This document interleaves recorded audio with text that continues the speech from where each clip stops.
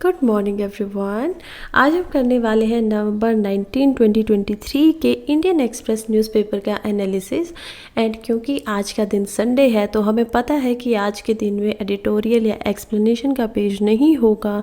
सो बहुत छोटू मोटू सा ये आपका न्यूज़पेपर है, तो चलिए इसको कवर करते हैं हमारे एग्ज़ाम के नज़रिए से कहाँ कहाँ हमारे लिए इम्पोर्टेंट है उस तरीके से। ठीक है, तो पहला हमारा आर्टिकल है जो कि क्वाइट इम्पोर्टेंट। इसमें मैं आपको एक्स्ट्रा भी बताऊँगी कि कॉन्स्टिट्यूएंट मोरालिटी एक्चुअली में होती क्या है। तो पहला आर्टिकल है कि जो हमारे अभी के CGI चंद्रचूड़ जी हैं, उन्होंने बोला कि हमें कॉन्स्टिट्यूशनल मोरालिटी को रिजेक्ट नहीं करना चाहिए। ठीक है, ये कहते हैं कि समाज में क्योंकि कुछ चीज़ें ऐसी हैं जो अभी तक मतलब कि कॉन्स्टिट्यूशन मोरालिटी के साथ आप उनको जस्टिफाई नहीं कर पा रहे हो, आप उनके साथ देखेंगे तो आपकी टेंशन बनी हुई है, लेकिन हमें फिर भी कॉन्स्टिट्यूशन की जो मोरालिटी है उसको सबसे ऊपर रखना चाहिए। चलिए समझते हैं कि कॉन्स्टिट्यूशनल मोरालिटी एक्चुअली में होती क्या है। अगर मैं आपको बताऊं कि कॉन्स्टिट्यूशनल, देखिए सबसे पहले कॉन्स्टिट्यूशनल यानी कि संविधानिक, राइट, कि संविधान से कुछ चीज़ बनी है। और मोरालिटी की अगर बात करें तो मैं आपको से पूछती हूँ कि मोरल्स क्या होते हैं। मॉरल्स आपके होते हैं वो चीज़ें जो कि डिज़ायरेबल हैं, जिनको करना चाहिए। बेसिकली मॉरल्स जो है वो मोरल शब्द लैटिन वर्ड है उससे बन के निकले हुए हैं, और इथिक्स में आपको GS पेपर के अंदर इसको पढ़ना होता है, और यहीं से आपका हमारा लिए 2 पेपर्स में इंपॉर्टेंट हो जाता है, GS पेपर 2 मेंस का जो है एंड GS पेपर 4 आपका।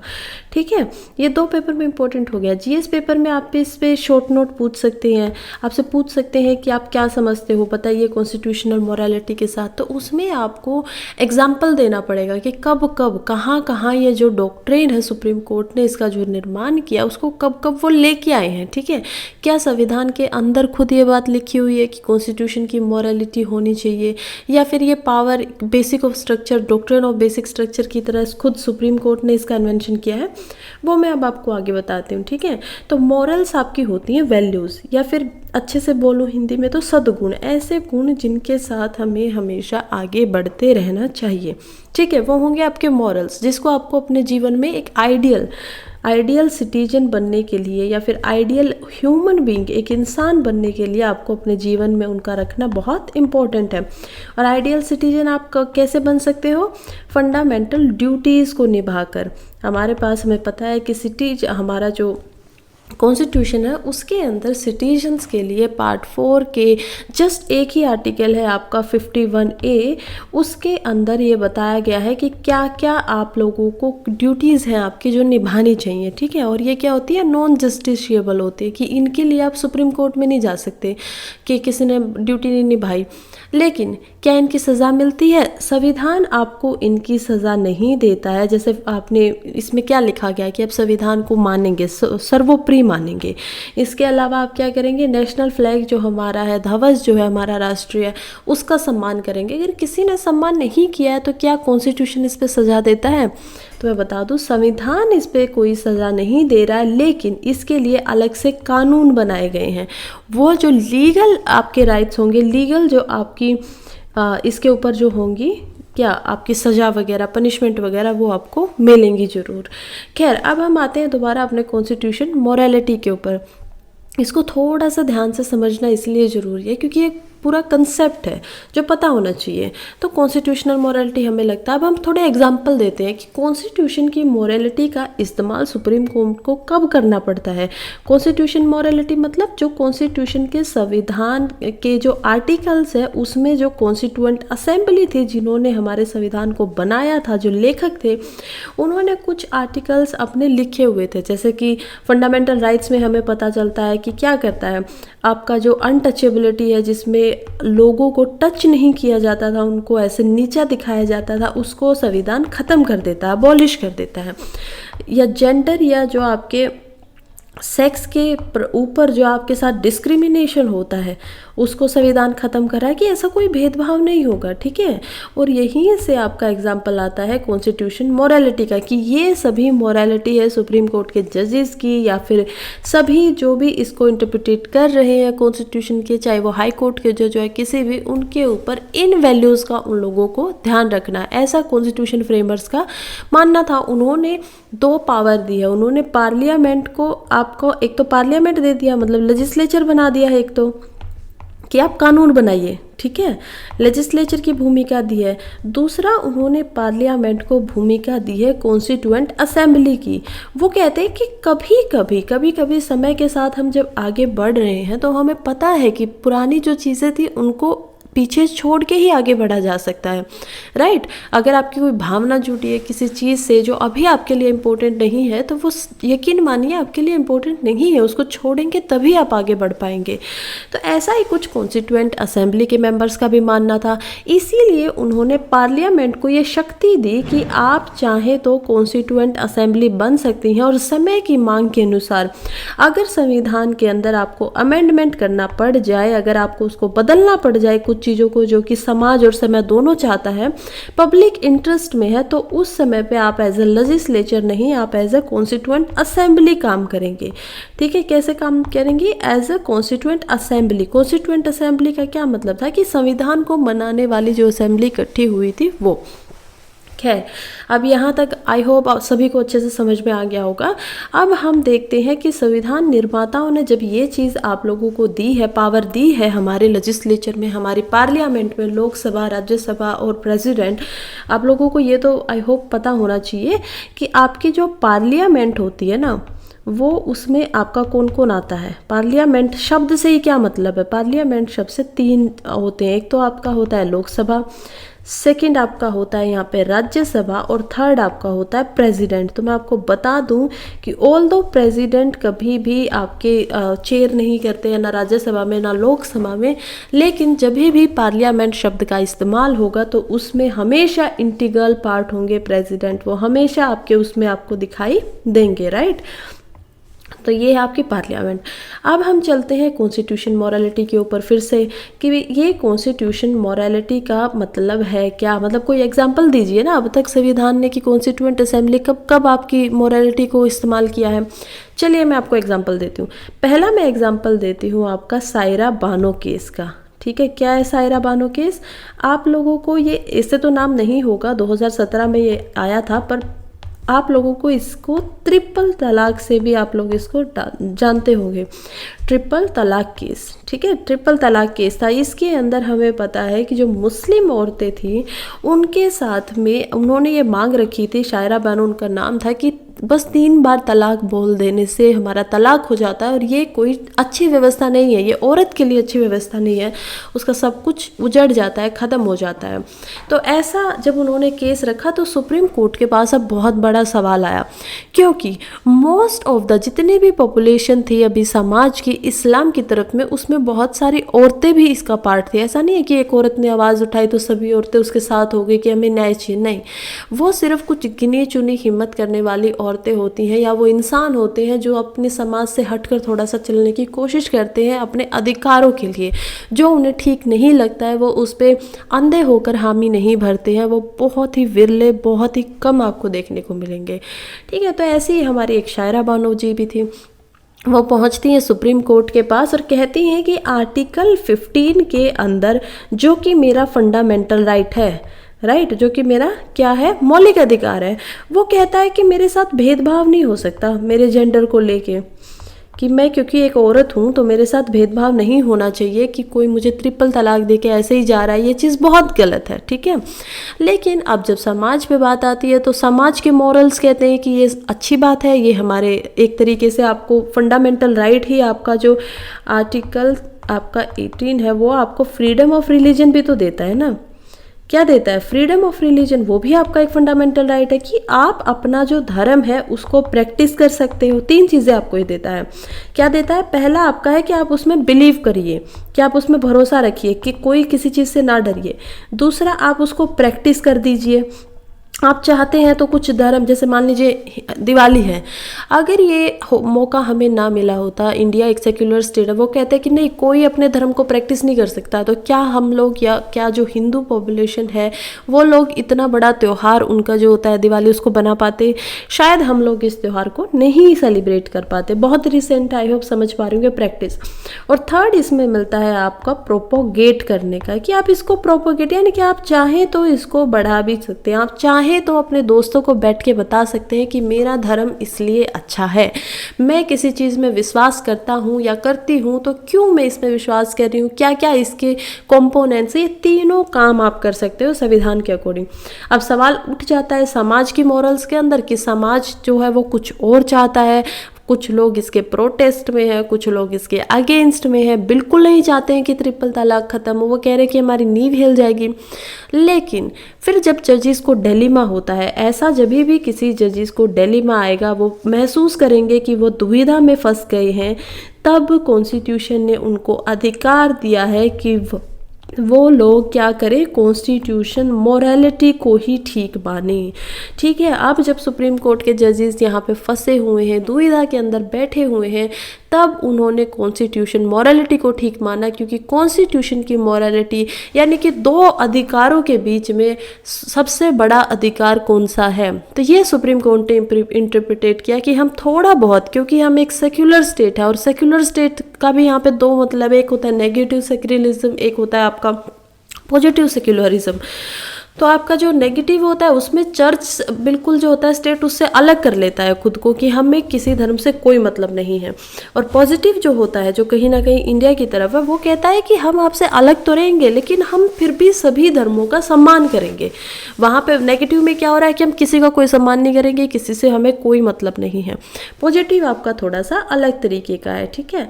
और वो कहते हैं कि कहीं ना कहीं यहाँ पे जो भेदभाव है, आर्टिकल 14 है, वो ज़्यादा इम्पोर्टेंट आपका हो जाता है रेदर देन आपका किससे, आर्टिकल नंबर 19 से नहीं, आर्टिकल नंबर 18 से। तो ये यही कह रहे हैं कि अगर हमें चुनना है कि धर्म ज़्यादा ज़रूरी है या फिर आपकी जो भेदभाव किया जा रहा है एक औरत होने पे या सिर्फ एक जेंडर के बेस पे आपके, तो वो ठीक नहीं है। पहला यहाँ पे दिखता है आपको कॉन्स्टिट्यूशन मोरालिटी का परवेल करना, हमेशा आपकी जो कॉन्स्टिट्यूशन की वैल्यूज़ है वो हमेशा प्रिवेल होंगी।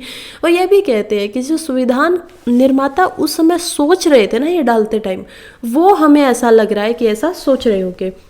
आपको एक और केस का एग्जांपल मैं यहाँ पे देती हूँ। दूसरा आपका केस होता है एक ही साल के बाद, जो कि था नवतेज सिंह केस, ठीक है, Navtej Singh versus union of India. तो यूनियन ऑफ इंडिया ये भी आपका पहले वाला था, वो भी आपका यूनियन ऑफ इंडिया। ये जो केस होता है ये आपका होता है 2018 के अंदर। और इसमें आप इस केस को भी ऐसे नहीं जानते होंगे, लेकिन हो सकता है कि आप इसको जानते हो होमोसेक्सुअल केस के ऊपर, ठीक है। इसमें क्या होता है, इस केस में आपका जो आर्टिकल 377 है उसको हटा दिया जाता है, ख़त्म कर दिया जाता है। वो कहते हैं कि आपके जो होमोसेक्सुअलिटी है वो अब से क्राइम नहीं मानी जाएगी। आईपीसी की थी ये, ठीक है, आईपीसी। तो कहते हैं कि क्राइम नहीं माना जाएगा आपसे। और ये क्या मतलब हुआ कि अब से ये कहाँ पे आपका आ रहा है, ये भी आपका आर्टिकल 14 है, जो आपको 14 एंड 15 है, जो आपको कह रहा है कि इक्वलिटी बिफोर लॉ होगी। आर्टिकल 14 बोलता है कि हमेशा हर इंसान कानून की नज़र में एक बराबर होगा, ठीक है, कोई फ़र्क नहीं पड़ता वो अमीर है, गरीब है, औरत है, बच्चा है, बुजुर्ग है, कोई भी है, लेकिन वो कानून की नज़र में एक है। और आर्टिकल 15 आपका बोलता है कि जेंडर या सेक्स, ठीक है, जेंडर, सेक्स, रिलीजन, रेस, इन किसी भी चीज़ों पे आप भेदभाव नहीं कर सकते। और सेक्स आपका यहाँ पे समझ में आ गया होगा कि होमोसेक्सुअलिटी में आपका सेक्स यहाँ पे मायने रखता है। यहाँ फिर से आपके DY चंद्रचूड़ जो थे उस टाइम पे चीफ जस्टिस नहीं थे, जस्ट वो एक पैनल के मेंबर थे, 5 जजेस की पैनल बैठती, और वो यहाँ फिर से कॉन्स्टिट्यूशन मॉरलिटी को, समाज हमारा इतने बड़े बदलाव के लिए राज़ी नहीं था। आप सर्वे करवाते, आप कुछ भी कराते, तो हम प्रिटी श्योर कि 70 से 80% या 90% लोग इस बदलाव के लिए खुश नहीं थे, वो इसके अगेंस्ट में ही वोट करते। आज तक भी ये माहौल देखा जा रहा है। इस बात को 5 से 6 साल का समय बीत गया, लेकिन आज भी हमारा समाज जो है वो इतना सहज नहीं हो पाया है इस चीज़ के प्रति। लेकिन संविधान ने या कॉन्स्टिट्यूशन की जो मॉरलिटी है, जजेस ने उसको प्राथमिकता दी है। और ये आपके कुछ एग्जाम्पल, आप इसको ये पूरा एक तरीके से मैंने आपको मेंस का आंसर आप लोगों को यहाँ पे दिखा दिया है।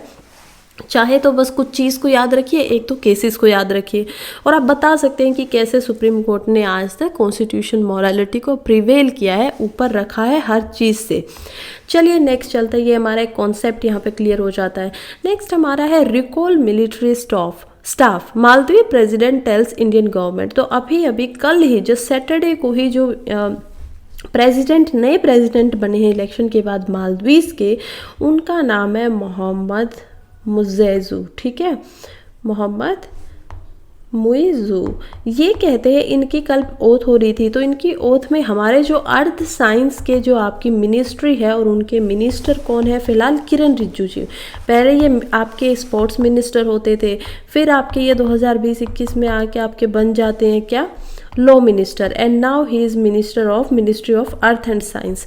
तो ये आपके वहाँ पे गए हुए थे, और यहाँ पे प्रेसिडेंट जो है मालदीव के, उन्होंने पहले ही अपनी ओथ में इनको बोला है कि इंडिया के अंदर इंडिया ने जो भी आज तक हमें सहायता दी है, 2 हेलीकॉप्टर्स हमें प्रोवाइड करवाए हैं, और इसके अलावा जब भी हमें मुसीबत आई है तो इंडिया हमारे साथ खड़ा हुआ है, ह्यूमैनिटेरियन एड उन्होंने दी है।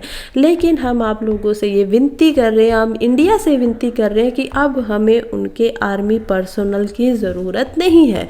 आप जो भी आपका आर्मी का, जो भी आपका मिलिट्री के लोग हैं, उनको वापस हटा दीजिए। और ये वैसे तो ठीक बात है कि नहीं ज़रूरत है तो फिर इंडिया को क्यों कंसर्न होना चाहिए, लेकिन यहाँ पे कहीं ना कहीं इंडिया के लिए थोड़ा सा चिंता का विषय है, क्योंकि पहले से हम देख रहे थे कि कैसे ये जो मोहम्मद आपके मुइज़ हैं, उनका माना जाता है कि वो प्रो चाइना है। ओके, और चाइना अपनी जो डायमंड बेल्ट बना रहा है, वो क्या कर रहा है कि वो घेर रहा है, हर जगह पे अपनी जगह ले रहा है, और इसीलिए इंडिया अपनी पर्सनल सेफ्टी के लिए भी यहाँ पे खुद को रखना चाहता था। लेकिन ये प्रो चाइना, और इसी वजह से इंडिया के लिए थोड़ा सा चिंताजनक है। अभी तक ये बहुत छोटे में बताया था, तो यहाँ पे हम इसके बारे में आगे जब नेक्स्ट टाइम आता है तो पढ़ेंगे और जानेंगे। नेक्स्ट हमारा आर्टिकल है जो कि लिखा गया है पीसी चिदम्बरम द्वारा, और वैसे बहुत इंपॉर्टेंट लिखा नहीं गया टू बी ऑनेस्ट, क्योंकि ये आज का जो आर्टिकल है ये लिख रहे हैं सिर्फ और सिर्फ बीजेपी के इलेक्शन कैंपेन्स के बारे में कि कहाँ वो गलतियाँ कर रहे हैं, और कांग्रेस के प्रो के बारे में थोड़ा बहुत जो हमारे लिए इम्पोर्टेंट है वो हम जान लेते हैं। कि इलेक्शन चल रहे हैं 5 स्टेट में, अभी फ़िलहाल 5 स्टेट्स के अंदर आपके इलेक्शन हो रहे हैं जनरल असेंबली 2024 के लिए, और वो अभी जो पहली है वो है आपकी मिजोरम, सेकंड है आपकी छत्तीसगढ़, थर्ड है आपकी Madhya Pradesh MP, and fourth है आपकी राजस्थान, एंड फिफ्थ आपकी बन जाती है तेलंगाना। तो ये 5 स्टेट्स हैं जिनमें अभी इलेक्शन कंटिन्यूसली चल रहे हैं। यहाँ पे इनका बोलना है कि बीजेपी के जो लोग हैं वो वोट किसी पर्टिकुलर स्टेट में किसी पर्टिकुलर कैंडिडेट के लिए नहीं मान रहे हैं। ये कह रहे हैं कि नॉर्मली जब भी कोई वोट लेता है, जब भी किसी को पार्टी बनानी होती है, तो वो क्या करते हैं, वो अपने इंडिविजुअल कैंडिडेट्स को सिलेक्ट करते हैं। ठीक है, इंडिविजुअल उनको फिर आपका खड़ा कर देते हैं इलेक्शन के लिए, और फिर उनको वोट गिरती है, और जो भी मेजोरिटी में आता है, हमारी पार्लियामेंट्री गवर्नमेंट है, हमारी पार्लियामेंट मतलब कि चलती जो है आपकी प्रेसिडेंशियल फॉर्म ऑफ गवर्नमेंट नहीं है, बल्कि parliamentary prime minister form of government है। तो इसीलिए हमेशा जो भी आपका मेजोरिटी में आएगा वो आपका बन जाता है यहाँ पे प्रधानमंत्री, PM बन जाता है, लीडर बन जाता है। और उस पार्टी का जो पार्टी का लीडर वो पहले से था, अगर उसकी पार्टी आपके यहाँ पे मेजोरिटी में आती है तो। लेकिन ये कहते हैं अभी कुछ उल्टा हो रहा है। ये कह रहे हैं कि अभी जितनी भी स्टेट्स में इलेक्शन हो रहा है वहाँ पे कोई इंडिविजुअल के लिए वोट नहीं मांग रहा है, वहाँ पे वोट मांगी जा रही है सिर्फ नरेंद्र मोदी के लिए नाम पर। ठीक है, और वो एक मतलब आपके सेंटर के काम है वहाँ पे। तो ये यहाँ पे कांग्रेस की थोड़ी तारीफ कर रहे हैं कि कैसे उन्होंने अपने इंडिविजुअल कैंडिडेट्स को वहाँ पे रखा, और वो स्टेट्स के जो उन्होंने काम किया है पहले उसके बारे में बात कर रहे हैं। सो हमारे लिए इट्स नॉट वेरी इंपॉर्टेंट, बस हमें पता होना चाहिए था कौन से स्टेट में क्या क्या इलेक्शन चल रहे हैं। हैं। नेक्स्ट हम चलते हैं अगले आर्टिकल की तरफ, जो कि है हिस्ट्री के ऊपर। इन देहरादून ए स्लाइस ऑफ अफगानिस्तान। अफगानिस्तान का और देहरादून का क्या रिश्ता है उस चीज़ को ये बताते हैं। सबसे पहले बताते हैं कि काबुल के साथ वैसे तो हमारे रिश्ते बहुत पुराने हैं, ठीक है। पुराना भी जाऊँ तो मैं आपको बताऊँ कि 11वीं सदी से भी, इन्होंने यहाँ पे नहीं बताया लेकिन मैं आपको बताती हूँ, 11वीं सदी से भी पहले इंडिया जो था वो अफगानिस्तान के पास में रहते थे इंडियन, ठीक है। और वहाँ के राजा भी थे, जो आप जानेंगे कि मैंने पहले भी आपको बहुत एक दो महीने पहले अराउंड ये बात बताई थी कि वो जो अफगानिस्तान का एरिया था, जो कि काबुलिस्तान नीचे होता था आपका, और ऊपर का जो एरिया था वो वहाँ पे आपके जो बुद्धिस्ट डायनेस्टी थी वो उसको कंट्रोल करती थी, ठीक है, बुद्धिस्ट डायनेस्टी। लेकिन फिर इन लोगों को हटा दिया गया और फिर आता है, जन्म होता है आपका मॉडर्न अफ़गान का। तब जब ये मॉडर्न अफ़गानिस्तान आपका जन्म लेता है ना, उस समय पे अब आपका जो अफ़गानिस्तान है ये समय हो जाता है 18 से 19वीं शताब्दी का, 18-19 सेंचुरी की ये समय आता है कि जो आधुनिक अफ़गानिस्तान जिसे हम आज अफ़गानिस्तान मानते हैं, जो उसकी बाउंड्री है, वो जब जन्म लेता है। उस समय पे अफ़गानिस्तान में जो आपके राज कर रहे थे वो आपके सबसे पहले इंडिया के साथ कनेक्शन करते हैं 1747 में। जो कि कौन था? वो था अहमद शाह दुरानी। अहमद शाह दुरानी ये आपके जो है ये यहाँ पे आपके राजा बनते हैं इस अफ़गान के साथ, या शहंशाह बनते हैं। और ये आते हैं आपके इंडिया के अंदर 1760 में भी ये आके आपकी थर्ड बैटल ऑफ पानीपत यहाँ पे लड़ते हैं, 60-61 के अंदर थर्ड बैटल ऑफ पानीपत। और यहाँ पे हमें पता ही है कि फिर मराठा जो लोग हैं वो इनसे हार जाते हैं और ये यहाँ से चले जाते हैं। अदरवाइज़ अभी शायद ब्रिटिशर्स की जगह हमारी हिस्ट्री कुछ और होती अगर मराठा इस युद्ध को यहाँ पे जीत जाते, लेकिन कुछ और हुआ, ये चले गए। उसके बाद 1803 में आपके इनके बाद राजा जो है वो बनते हैं शाह शुजा उल मुल्क। कौन बनते हैं? शाह शुजा उल मुल्क। जब शाह शुजा उल मुल्क वहाँ पे राजा बनते हैं तो उनको कहीं ना कहीं उस समय पे एक प्रॉब्लम हो रही थी। ब्रिटिशर्स यहाँ पे इंडिया में इकट्ठे हो चुके थे, बैटल ऑफ प्लासी हो चुकी थी 1757 की, 1803 आ चुका था, ठीक है। ब्रिटिश फुल्ली एक्टिव यहाँ पे थे, ऊपर से रशियन पे कुछ एक्टिव हो रहे थे। ये लोग अपनी मोनोपोली बनाने के लिए बहुत सारी जो डच कंपनी, पोर्तुगीज, स्पेनिश, उनको हटा चुके थे यहाँ से, गवर्नर बन चुके थे यहाँ के। और ये सब होने के बाद आपको पता है कि 1773 के अंदर रेगुलेटिंग एक्ट भी आता है, जिसके अंतर्गत वो कहते हैं कि कंपनी के एडमिनिस्ट्रेटिव, मतलब ब्रिटेन से इनका पूरा का पूरा संबंध बन चुका है। इनको धीरे धीरे एक ट्रेडिंग कंपनी ख़त्म करने के अलावा भी इनको एडमिनिस्ट्रेटिव फॉर्म्स दिए जा रहे हैं, ठीक है। और ये सब होने के बाद शाह शुजा उल मुल्क जो है वो जब इस समय के दौरान यहाँ पर आपके शासक बने हुए थे, किंग बने हुए थे, उस समय रशिया और जो ब्रिटिशर्स हैं वो एक दूसरे के साथ अच्छे संबंध नहीं रखते थे। मतलब एक दूसरे के साथ वो लोग आपके बैटल्स लगा लीजिए या फिर कंपटीशन में थे। और अफ़गानिस्तान एक सेंट्रल जो एशिया है उसका बहुत इम्पोर्टेंट भाग बनाता था। लेकिन जब ब्रिटिशर्स को पता था कि शाह शुजा जो है वो एक थोड़े से प्रो रशियन है, काइंड ऑफ वो उनकी तरफ जा रहे हैं, तो उस समय पे जब आपके दोस्त मोहम्मद खान आते हैं शाह की डेथ के बाद, दोस्त मोहम्मद खान जब आते हैं शाह की डेथ के बाद, तो दोस्त मोहम्मद खान का जो नेचर है वो भी कहीं ना कहीं आपका प्रो रशियन ही दिखाई देगा। वो थोड़ा सा टिल्ट करते हैं रशिया की तरफ, वो इतना ज़्यादा ब्रिटिशर्स को कोई भाव दे नहीं रहे हैं। और इसकी वजह से आपका जो शाह शुजा है जब वो आते हैं, मतलब कि उनके जो और बच्चे होते हैं शाह शुजा अर्ली 1830s के अंदर, वो आपके क्या करते हैं, ब्रिटिशर्स से हेल्प मांगने आते हैं कि आप हमें दोबारा से हमारा शासन दिलाइए, इस दोस्त मोहम्मद को यहाँ से हटा दीजिए, ऐसा उनका कुछ बोलना है। और शाह शुजा जब यहाँ पे आएंगे तो ब्रिटिशर्स इस काम में भी कर देते हैं, क्योंकि उनको लगता है कि दोस्त मोहम्मद खान को तो हम वैसे भी नहीं बना सकते, तो क्यों ना हम एक काम करें, अपने पपेट को जो हमारी बात सुनता हो उसको गद्दी के ऊपर बिठा दे। और यहीं पे आपका होता है पहला एंग्लो अफगान वार, ठीक है, एंग्लो से आप हमेशा समझिएगा जब भी बात हो तो ब्रिटिशर्स की बात हो रही है यहाँ पे। और आपका फिर होगा अफ़गान का युद्ध। ये आपका होता है 1838 से लेकर 1842 तक। इसमें आपके ब्रिटिशर्स जीत जाते हैं। वो दोस्त मोहम्मद को वहाँ से निकाल कर भेज देते हैं इंडिया में कि आप इंडिया की तरफ भाग जाइए, निकल जाइए यहाँ से। और वो वहाँ पे गद्दी पे बिठा देते हैं शाह शुजा को। जब वो ऐसा करते हैं तो दोस्त मोहम्मद अब इंडिया में आ चुकी है और उनको वो आके बस जाते हैं आपका देहरादून के एरिया के ऊपर, देहरादून के एरिया में, ठीक है। और देहरादून के एरिया में बसने के बाद मतलब वो कहीं ना कहीं उनका संबंध बन जाता है। वो वहाँ पे काबुल हाउस बनाते हैं, उसको लेते हैं, काबुल हाउस। आज के दिन भी ये देहरादून में आप जाएंगे तो आपको दिखेगा यहाँ पे बासमती चावल बनते हैं, जो कि यहाँ पे दोस्त मोहम्मद के बहुत फेवरेट हुआ करते थे। लेकिन फिर से समय का पहिया एक बार बदलता है, फिरता है, और इस बार फिर से दोस्त मोहम्मद जो आपके शाह शुजा है वो जो ब्रिटिशर्स की बात नहीं मानते, तो दोस्त मोहम्मद को दोबारा से आपका अफ़गान का राजा बना दिया जाता है। उनको वहाँ पे फिर से बिठा दिया जाता है। ये ऑफकोर्स उनके साथ कुछ बातें कर लेते हैं कि ठीक है ब्रिटिशर्स के साथ हम रहेंगे। लेकिन ये सब होने के बाद भी अफ़गानिस्तान में बहुत सारे रिबेल आ जाते हैं। जब दोस्त मोहम्मद की डेथ होती है तो उनके जो पोते हैं जिनका नाम था यकूब मोहम्मद, आपका मोहम्मद, वो यहाँ पे आते हैं और उनके खिलाफ जब अफ़गानिस्तान के लोग में प्रोटेस्ट करते हैं, ब्रिटिशर्स के खिलाफ प्रोटेस्ट करते हैं, तो इनको फिर से वहाँ से छोड़ के आना पड़ता है। और ये दोबारा से आके यहाँ पे देहरादून के अंदर जहाँ इनके दादा आके कभी रहे थे वहाँ पे आके सेटल हो जाते हैं।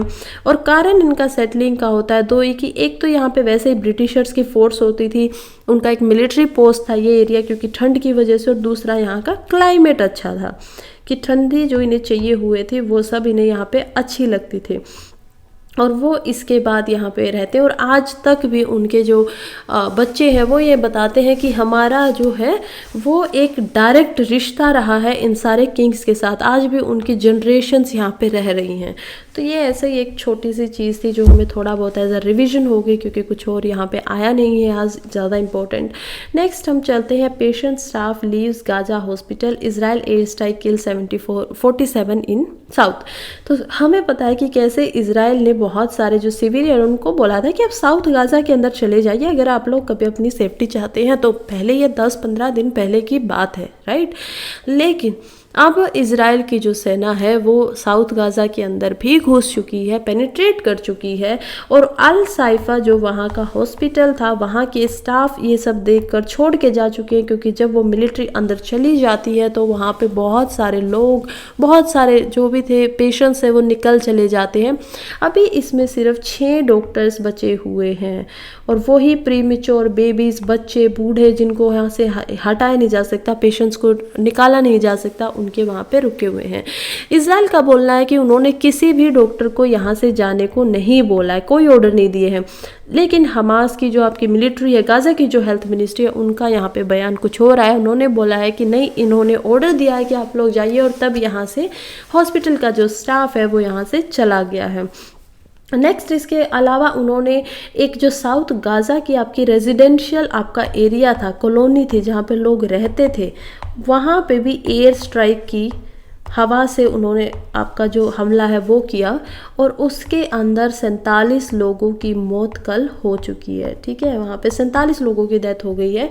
और ये अगेन एक प्रॉब्लमेटिक सिचुएशन है, इतने दिनों से यहाँ पे सब कुछ चल रहा है। इजराइल के लोग 1200 प्लस उनकी डेथ हुई, और पैलेस्टाइन में अभी लगभग 12,000 को ये आंकड़ा पार कर चुका है। तो आप कंपेयर करिए, 10 गुना ज़्यादा, इतना ज़्यादा आपका जो ये है ये आपको दिखाई देगा इधर। और हमास का ग्रुप तो बहुत छोटा सा होगा ना, मतलब वहाँ की रूलर थे, पॉपुलेशन थे, कितना होगा, 2000 होंगे, 3000 होंगे मैक्सिमम से लोग। लेकिन जो बचे हुए लोग हैं वो तो बेकसूर थे बिल्कुल, उनकी तो जो डेथ हुई है उन्होंने तो कुछ किया नहीं था। तो ये बहुत बड़ा आंकड़ा है, बहुत समस्या की बात यहाँ पे चल रही है। और सब लोग बस अब क्या कर सकते हैं, प्रार्थना ही कर सकते हैं कि ये जल्दी से ख़त्म हो, जल्दी से हमास जो है वो उनके होस्टेजेस को जिन्होंने उन्होंने बनाया हुआ है उनको वापस करे। नेक्स्ट हम चलते हैं इकोनॉमी पेज में, और हमारा आज का एक ही आर्टिकल है जो इकोनॉमी पेज से इम्पोर्टेंट है थोड़ा सा, वो है डाटा के बारे में। ये कहते हैं कि आरबीआई ने आपका एक डाटा निकाला है, ठीक है, सर्वे किया है, डाटा किया, और उसके बाद उन्होंने बताया है कि जो रूरल वर्कर होते हैं, जो गाँव में आपके मजदूर काम करते हैं, एग्रीकल्चर खेती में काम करते हैं, या फिर आपके कंस्ट्रक्शन में काम करते हैं, कुछ बनाने का काम करते हैं, उसके अंदर जो उनकी पेमेंट होती है, उनको जो पैसे दिए जाते हैं, वो सबसे ज़्यादा कम है एमपी के अंदर। मध्य प्रदेश के अंदर ये सबसे कम है। कितना निकल के आया है ये आपका? एमपी के अंदर हर जो दैनिक मजदूर होता है उसको रुपये 229.2 आपको मिलते हैं। ये नेशनल एवरेज से बहुत कम है। कितना होता है हमारा नेशनल एवरेज? कि नेशन में हर किसी को इतने तो मिलते ही हैं। आपका नेशनल एवरेज अगर निकाला जाए तो वो डाटा आपके सामने आता है रुपये 345 रुपये का, ठीक है, जो कि बहुत ज़्यादा नहीं है, लेकिन फिर भी अगर कंपेयर किया जाए तो जब अगर कोई चीज़ नेशनल एवरेज से इतना कम है, अगर हम इसको एक महीने का निकालेंगे तो आपका एक महीने का, ये 25 दिन का अगर किसी ने काम किया है संडेज वगैरह को छोड़ के, तो उसके एक महीने का यहाँ पे जो है पेमेंट या वेजेस बन जाती है 5,730 रुपये, ठीक है। और अगर इतना कम किसी को मिल रहा है तो मान लीजिए उसके घर में 4 फैमिली मेंबर्स हैं, तो उसके ऊपर भी आरबीआई बताता है कि कैसे एक जो वेजिटेरियन फैमिली आपकी है, ये क्रिसिल नाम की रेटिंग कंपनी थी, उन्होंने इसको बताया है कि कैसे एक वेजिटेरियन थाली खाने के लिए आपको ऑलमोस्ट 28 रुपये देने पड़ते हैं, ठीक है, डेली के। आप चाहे अपने घर में खा रहे हैं, बाहर खा रहे हैं, वो इतने का बनता ही बनता है एक इंसान के ऊपर। और अगर आप नॉनवेज खा रहे हैं, नॉन वेजिटेरियन थाली, तो वो आपका पड़ेगा 60 रुपये या 61 रुपये 4 पैसे के। तो ये इतना ज़्यादा यहाँ पे है। और अगर हम 4 या 5 फैमिली मेम्बर्स का मान लेते हैं कि एक परिवार है, तो उनका महीने का सिर्फ एक खाने का खर्च अगर आप निकालेंगे तो वो आपका एवरेज वेज थाली के हिसाब से एवरेज आपका 8,400 रुपये पर मंथ आएगा, ठीक है। और कमा कितने रहे हैं? कमा आपके रहे हैं 5,730 रुपये। ये बताते हैं। अब हमने देख लिया कम किस किस में। अब हम देखते हैं कि सबसे हाईएस्ट यहाँ पे कौन देता है। हाईएस्ट में बात आएगी तो केरला, जो कि हर जगह टॉप करता है, चाहे वो एजुकेशन में हो, चाहे वो फिर आपका मेडिकल साइंस के एमबीबीएस की सीट्स में हो, तो वहाँ पे केरला के अंदर आपका ये मिलता है एवरेज, वो जो कि सबसे हाईएस्ट है वो है 764, यानी कि 750 रुपये हर इंसान को जो रोज़ काम कर रहा है उनको मिल जाते हैं। यही अगर आप 25 दिन का यहाँ पे एवरेज निकालेंगे इसका, तो ये आपकी हो जाएगी 19,107 रुपये, यानी एक इंसान 25 दिन के अंदर काम करता है तो 19,000 रुपये वो दैनिक मजदूर बन के भी कमा सकता है इस स्टेट के अंदर। और यही कारण है कि यहाँ पे इसी चीज़ से आकर्षित होकर बहुत सारे जो माइग्रेंट हैं मध्य प्रदेश या कहीं अलग अलग स्टेट से, वो यहाँ पर गए हुए। और यहाँ पर आप देखेंगे 25 लाख से ज़्यादा आपका जो पलायन हुआ है, लोगों का माइग्रेशन हुआ है, जो कि यहाँ पे आए हुए हैं। सेकंड यहाँ पे स्टेट है जो कि हाईएस्ट के केरला के बाद आती है, वो आपकी आती है यहाँ पे जम्मू एंड कश्मीर, ठीक है। कितना देते हैं? जम्मू एंड कश्मीर आपका दे रही है 550 रुपये। इसके बाद आपकी तमिलनाडु, हिमाचल प्रदेश इस तरीके से आ जाता है। और फिर आपका आता है हरियाणा। हरियाणा जो है वो भी आपको यहाँ पे ऑलमोस्ट 450 रुपये, 451 रुपये पर डे के हिसाब से दे रहा है। तो इस तरीके से ये डाटा जो है हमें पता चला था।